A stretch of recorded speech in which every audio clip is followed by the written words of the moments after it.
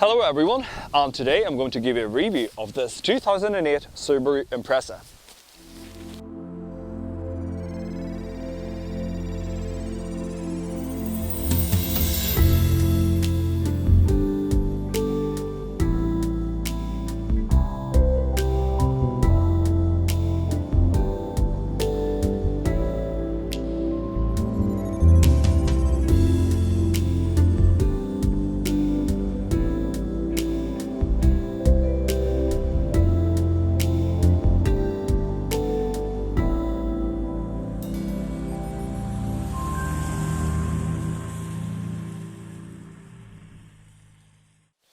So, when we hear the name Subaru Impreza, most of us think of the legendary rally car, most likely in its instantly recognizable blue paint job and bronze wheels.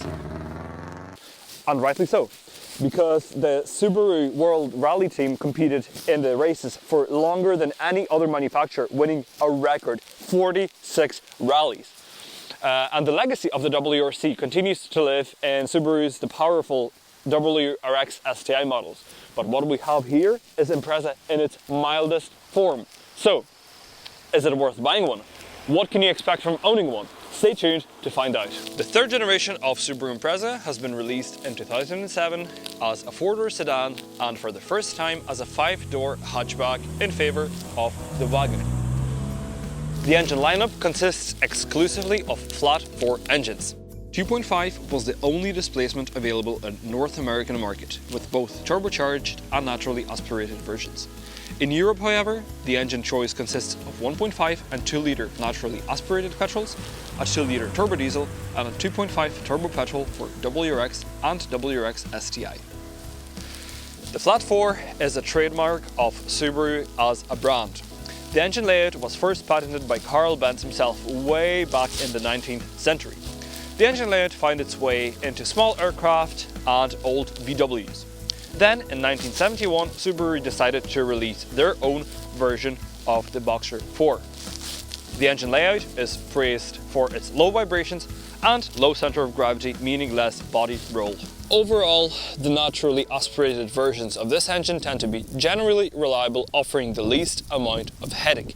However, as for the turbo ones, if you have a hard remap or are always pedal to the floor, be ready for a rebuild every 60,000 miles.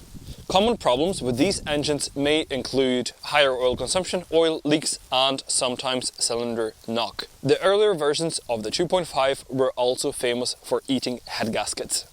Since diesels are so popular in Europe and especially in the UK, Subaru released their own version, a 2-litre unit, to win some audience. However, it never proved to be popular as they weren't the most reliable and simply because people who are in the market for a Subaru don't have fuel efficiency as their #1 priority.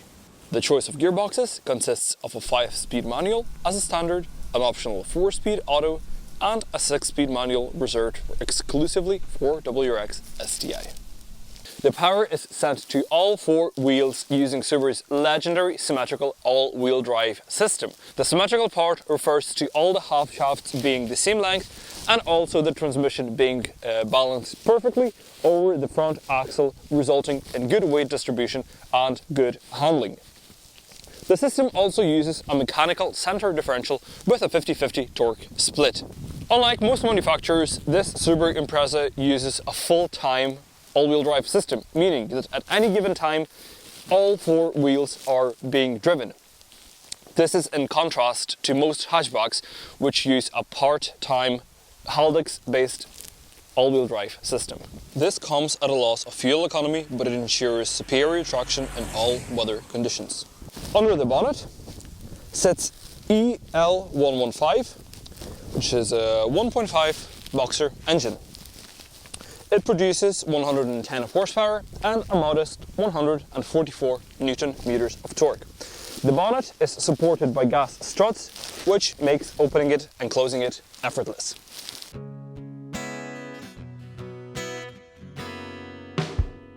The exterior is well designed and has held up pretty well after over a decade. The clear LED taillights are a well recognizable feature of this generation. Around the front, we have xenon headlights, which provide better visibility than standard halogens, especially when driving at night. Turbocharged versions also received functional hood scoops to funnel the air into the intercooler. Around the back, let's have a look at the boot. And as you can see, there is a good amount of storage for a hatchback. However, the boot floor is quite raised, and that's of course due to the rear differential, the muffler and the spare tire being all underneath this boot floor. For extra practicality, the rear seats can fold down very easily, resulting in more space if you have to carry a piece of furniture or a home appliance. Now, we'll have a look at the back seat. And as expected for a car of this class, which is a standard small family car, the legroom is adequate. I'm 6'1" or 1m86, and my knees are just barely not touching the front seat. However, for the middle seat at the back, it probably is only good for a child, because it does get quite cramped, obviously because of the differential running right here. That's why there isn't a lot of space, and it would be quite cramped if you tried to sit 3 adults here in the back. This car's interior is finished in black cloth, and to be honest, I have to say I'm more of a fan of leather seats, but this material is really nice. It feels really good, really comfy and warm. The list of amenities in the back is really not big, with stuff like electric rear windows, cup holders integrated into the door pockets, and that's about all, being standard. Let's take a look in the front and take a seat at the driver's seat.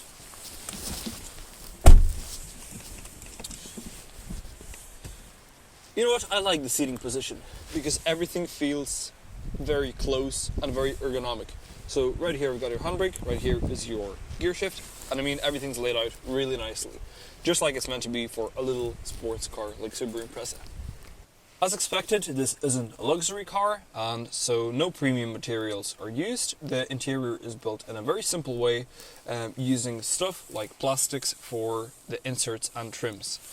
However, the gear stick and the steering wheel are all finished in leather, which is a nice touch, giving the car a slightly more upmarket premium feel. As for the good stuff in the front, we have quite a spacious large armrest here, which is good for storage.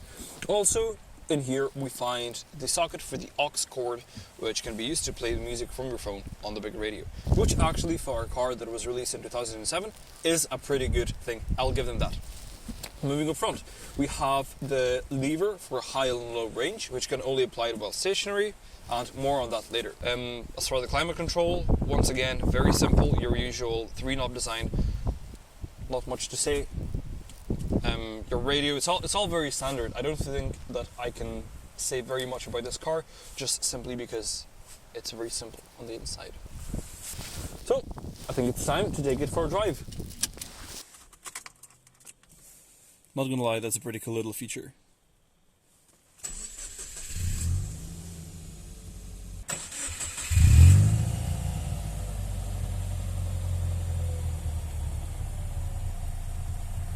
Right, let's get going.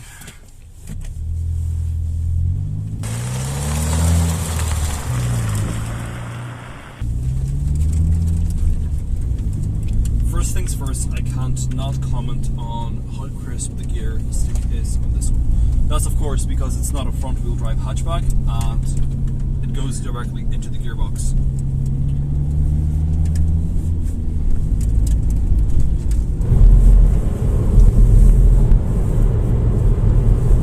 So traditionally the Subaru Impreza has been associated with monster drinking Juul vaping Kyles, but this one is a little different. With a 0 to 60 time of almost 14 seconds, this car is outrun by similar hatchbacks of the era, such as the Ford Focus and VW Golf with a 1.6 engine. So, is it worth buying one? I mean, what kind of a niche was this car created for anyway? Interestingly enough, this car found its place in UK and Ireland for an interesting reason. In these places, the insurance for young drivers can be astronomically high. So it can be difficult to find something more interesting as your first car. Something that's not a hatchback with front-wheel drive and a small engine. Cue Subaru Impreza, a hatchback with all-wheel drive and a small engine. This car is very inexpensive to purchase and to insure, which makes it a truly attractive choice for a young driver. Also, as a little bonus, this car has a unique exhaust note, which can be unlocked further by using an aftermarket muffler.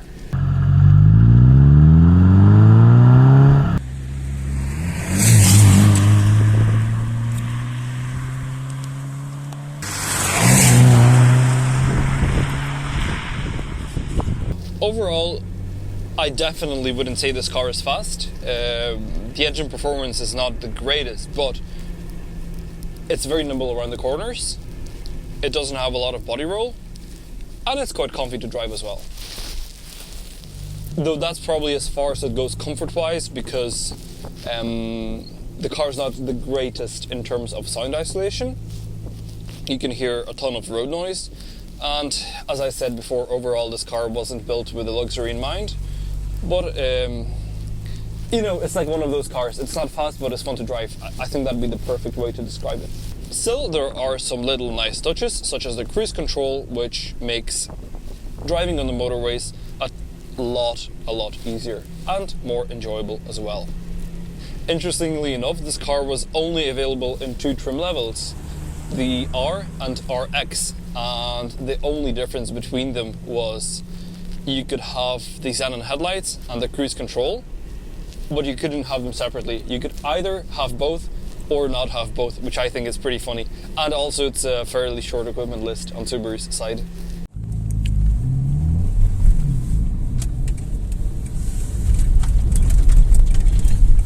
Alright, so we're in a little gravel side road, and I just wanted to talk for a second about this here little fella, which is the high and low range selector.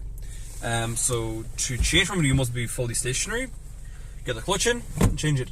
Basically what it does is allows you to drive over stuff like mud and gravel, and it just ensures better traction. So if you try moving in first gear, pretend this didn't happen. If you try moving in first gear, you could just instantly feel the car's a lot slower. But what happens is there's a lot more torque going to the wheels, which allows you to, let's say, get out of the mud, get out of the snow.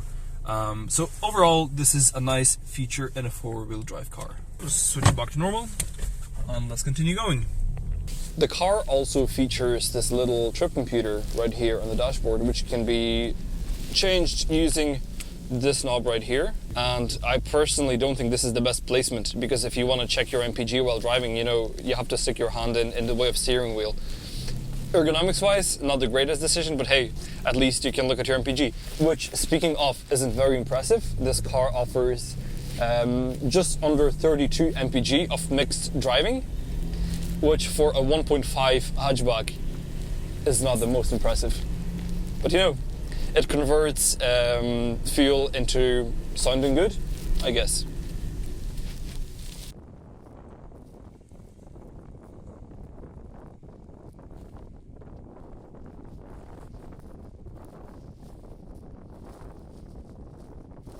So, what are my final thoughts on this car? It's not a performance hatchback with tons of power, and it's not a German Audi A3 or BMW 1 Series with tons of optional extras and little gadgets. But what it is a nice alternative for a first car with some built-in safety in the form of all-wheel drive, and it's also a nice little nimble, well-handling hatchback. Also, one of the more important things to mention would be the reliability, which is arguably the most important thing when buying a used car. Now, over 1 year of ownership by my brother, this car has been nothing but reliable, requiring only the usual service that all cars need. However, these cars are sometimes prone to rust, so if you're buying one, do make sure to thoroughly check the suspension and the underside of the car for some rust. Yes, and another little thing would be to keep in mind that it's quite difficult to source parts for these cars, as these are a little rare. But I think this is going to be it for today. So this was Adam G. Thank you very much for watching, and have a nice one.